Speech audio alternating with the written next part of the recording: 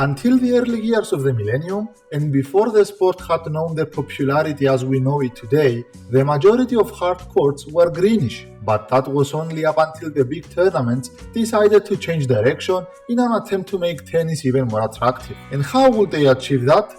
Easy. Change green to blue. You see, blue creates much stronger contrast than green against the green-yellowish color of the tennis ball, and that's one reason that made 50% of the Grand Slams change their surface color. At first, it was the decision of the US Open to switch color. In particular, the 2004 final between Roger Federer and Lleyton Hewitt was the last match of the tournament ever to be played on green court. The organization had decided to move to the trademarked US Open blue from 2005, in which the new color is almost the exact opposite of the ball's color, offering the absolute best contrast not only for the players but for the fans as well. In 2008, it was time for the Australian Open to switch to blue. The color choice is referred to as the Australian Open True Blue and was introduced in 2008 when the tournament switched away from older green surfaces. Novak Djokovic was the first Australian Open champion who lifted the trophy on a blue surface after beating Jo-Wilfried Tsonga in the final. I guess you're now wondering, does the color contrast between the ball and the court only aim to help tennis players have improved visibility attracting the ball during matches? It sounds too typical, right?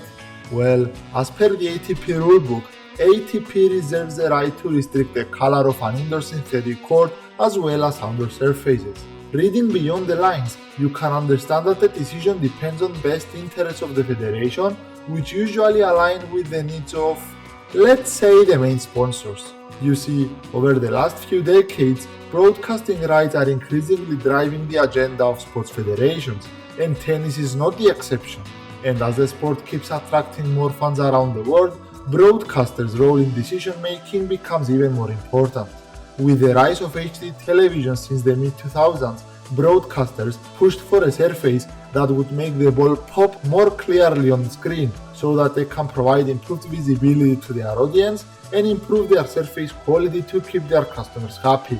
The good thing for us tennis fans is that all these changes provide better viewing quality, whether watching live from the stands or through broadcasting services. And for those who are nostalgic of the traditional green courts in the hard season, you may look for some lower level tournaments at local clubs to enjoy some old school tennis.